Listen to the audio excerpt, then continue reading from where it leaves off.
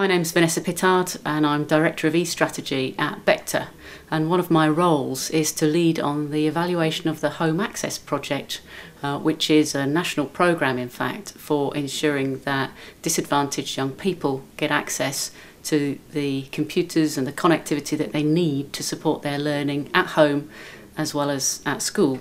Becta's been running a pilot for home access in 2 local authorities over about the last year or so, and those are Oldham and Suffolk, so a very disadvantaged urban area and also a rural local authority, which is interesting certainly in terms of broadband and connectivity and so forth, because there were particular challenges in rural areas. So 2 very different local authorities, and we've been researching and evaluating what's been going on in those local authorities, obviously to see whether or not the programme is being delivered well. That is, are people getting what they should be getting, but also looking at the impact. So looking at, does it actually have any educational value, and what are the benefits for learners and for their families?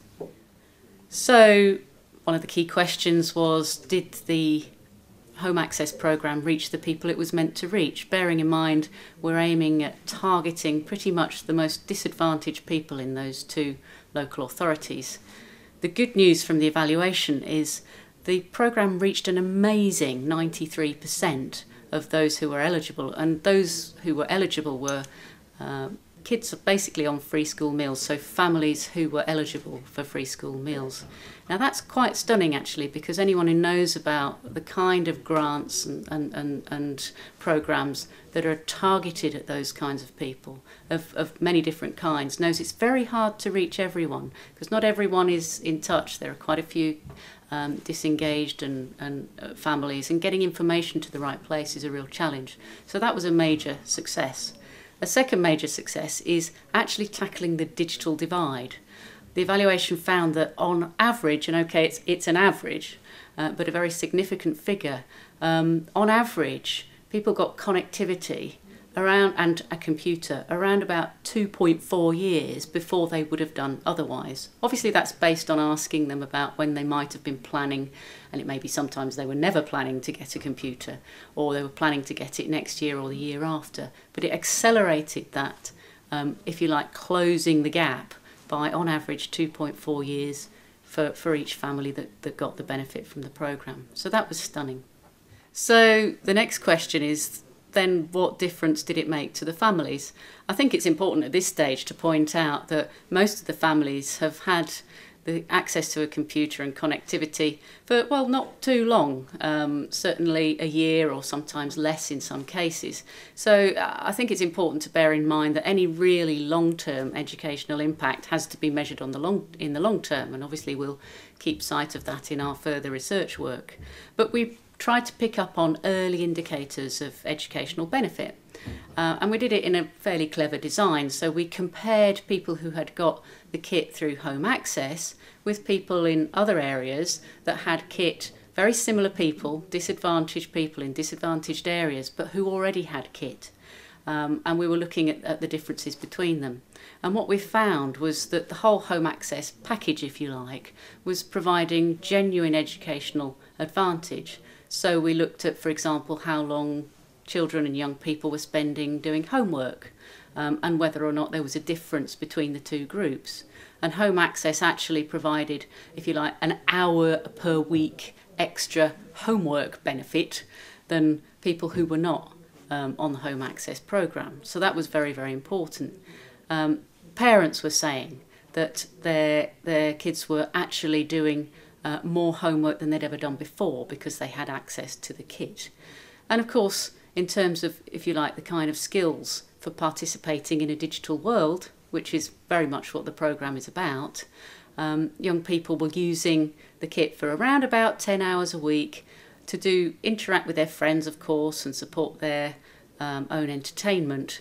About half of that was educational work, in fact 55%, which is a pretty good figure, and so we know that was supporting them in their educational work. We don't know what the impact is on their attainment, but certainly there is it's not just being used for what many people might fear, which is just just the kind of social networking and online networking with their friends and so forth. Another big benefit was for the parents, and these, to remember, are parents in really disadvantaged areas, many of whom don't have great skills themselves, and many of whom have never touched a computer and won't have digital skills. And it seems to be a very good way into getting parents on board to use computers, work with kids, develop their own skills, and in fact access a lot of services that they might not otherwise get access to. So government services and government information online, we found that there were many parents doing that with the computer, as well as working alongside their kids in supporting them and learning from them in their schoolwork. So that was a major benefit from the programme.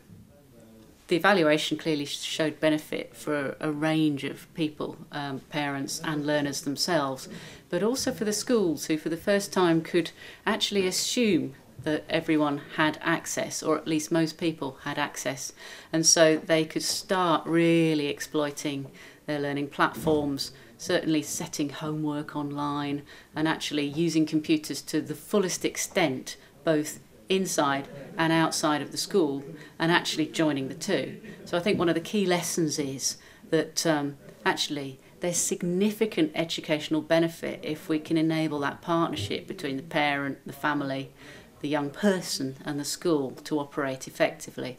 And we've got to make sure that as the national programme runs forward from early this year, that actually we're going to get those three areas working together very, very well. Becta will put a lot of work into ensuring that schools and teachers are informed, and that where there is high take-up of home access, schools can start to assume that the digital divide is being addressed, and they can change and adapt their practice to get the best out of what computers can deliver for teaching and learning.